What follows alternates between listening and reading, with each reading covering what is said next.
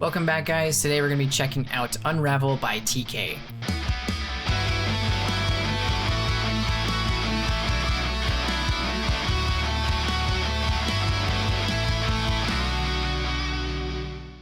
Okay, so we just got done checking out Otto's version of Unravel, and now we're about to check out the original version of it.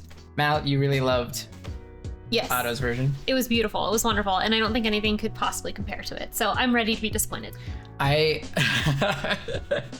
Okay, well there you have it. That's it, guys. I already remember what I had said in terms of like comparing the two. I would assume I have the same opinion. I won't tell you what it is yet. Okay. So that I don't affect yours at all. I guess we can kind of just jump on in. We know what it is. Guys, by the way, this is my best friend Mal. In case you haven't seen her yet. So she's kind of like my K-pop guru, and so we're kind of like repaying the favor by taking her through some J-pop as well. So, but anyway, guys, before we check out this video, feel free to check out the memberships. They're only $1, and you get early access to videos like these, and also some of my anime reactions too.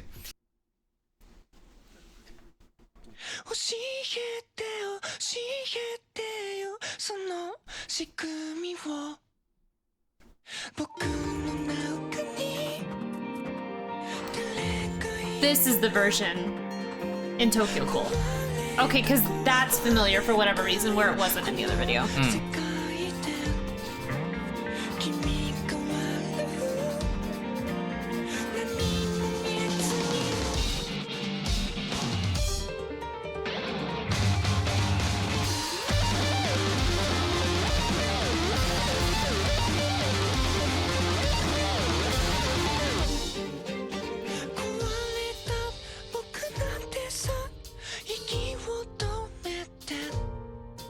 That's a hard vocal.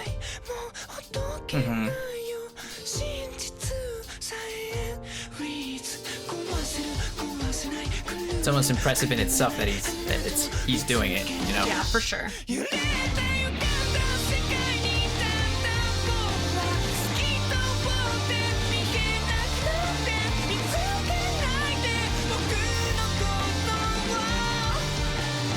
There's a comment I'm gonna make that people aren't gonna like. You already have thoughts.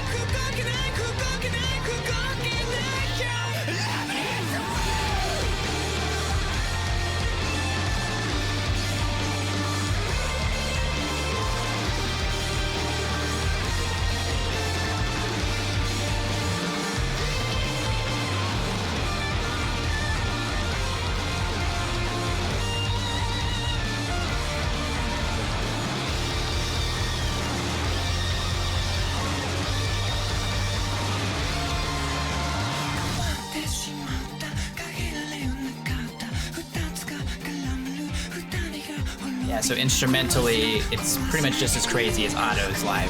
Right.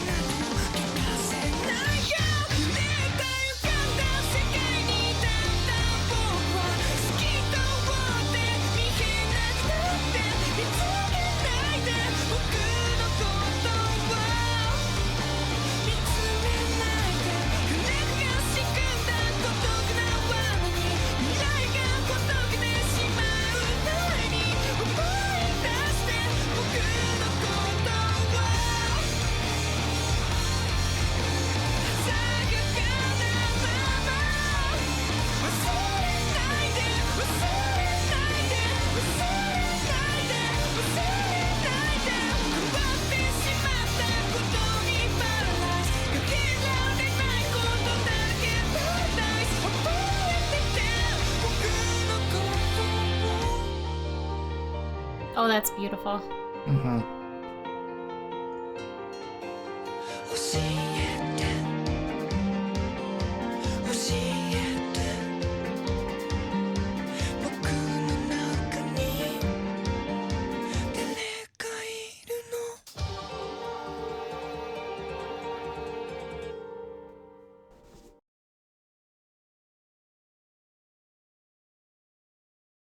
I see that smile.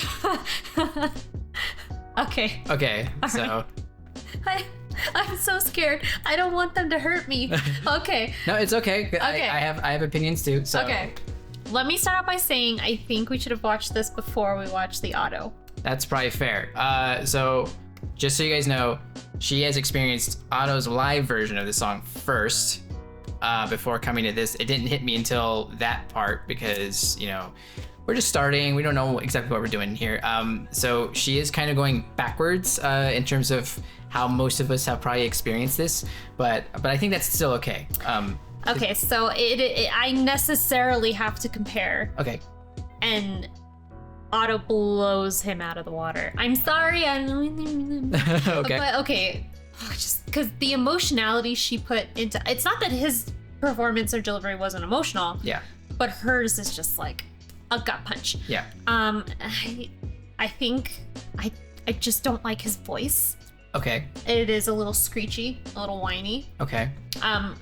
And I think that drew me out of it a little bit because it was distractingly so to me in some points. Mm-hmm. There was other parts where he wasn't straining so much, where it was beautiful and melodic, and I did enjoy it. But like when he kind of got into those higher registers, it was a little like, Yeah. you know, the screaming was good. He didn't do as much as Otto did, Yeah. which I found interesting. Yeah. But I like the embellishment she did in terms of the dirty vocals. Yeah.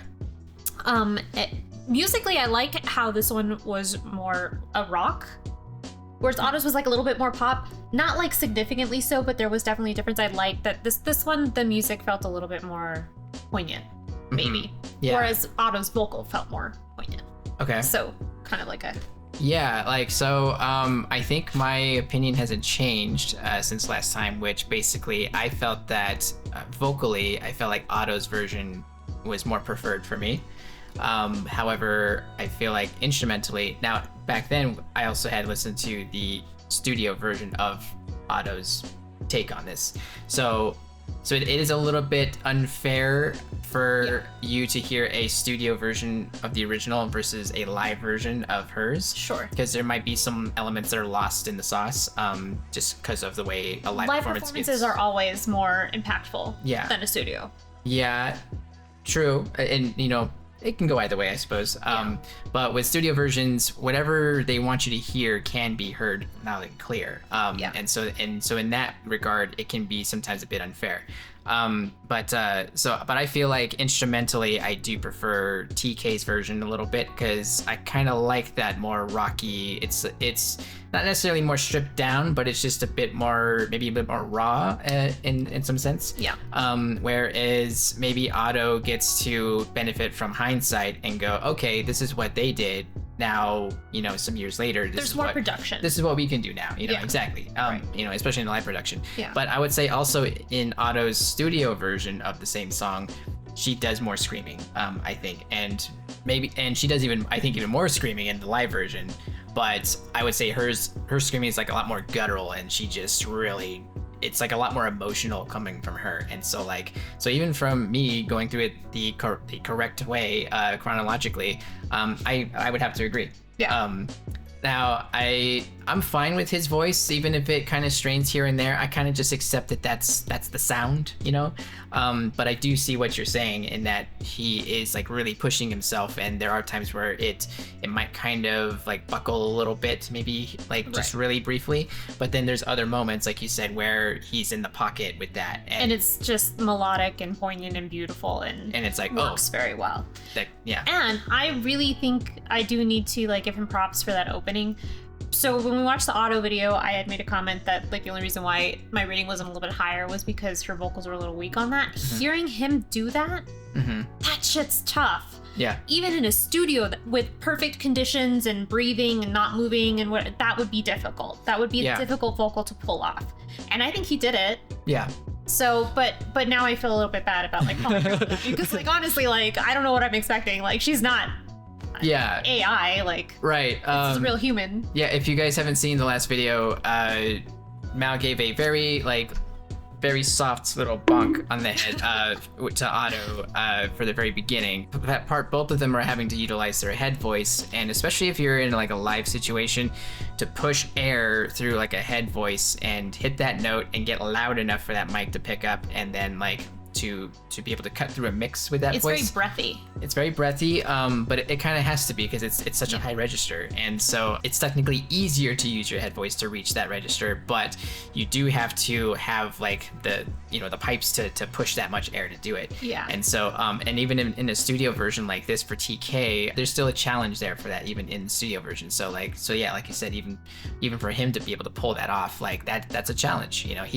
This is, even though it's his song, it's probably not the easiest thing for him to do. Yeah. So and that can happen with bands. Bands can write songs that are actually very difficult for themselves to actually play. Right. And it happens. Yeah.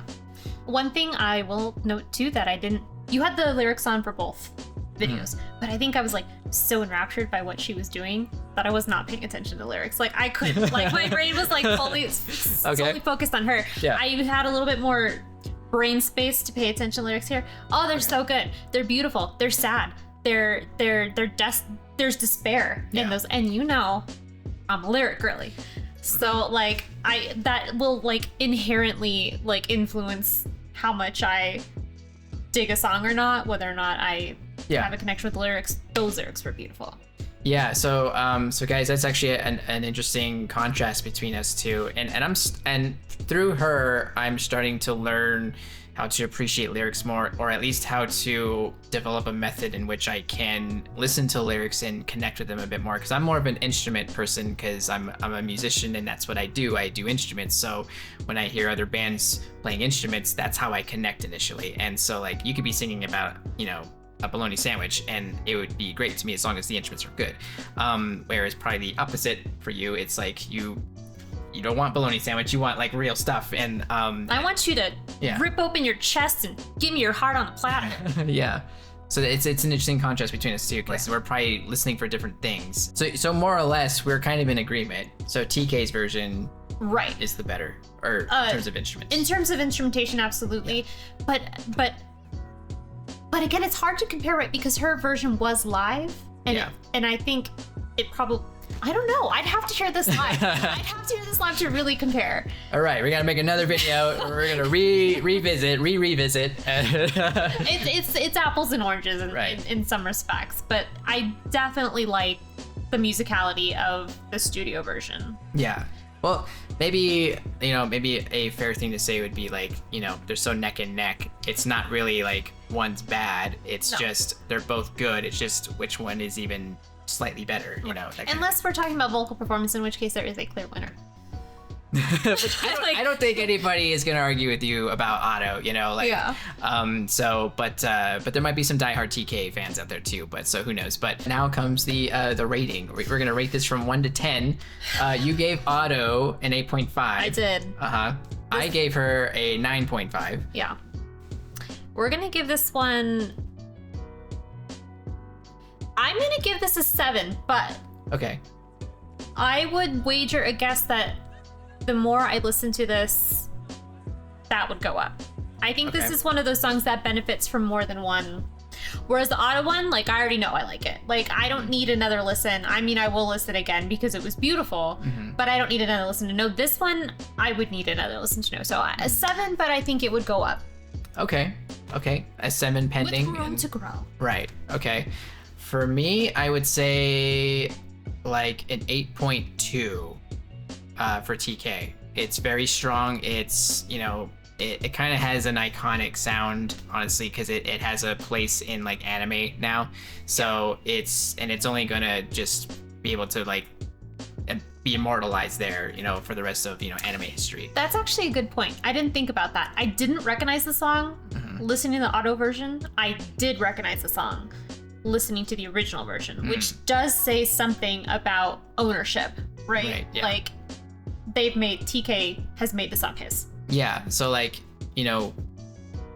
whether you like that part of his voice or whatever, it is kind of like an iconic part of the sound of the song, and like, it's a staple, I guess. Yeah.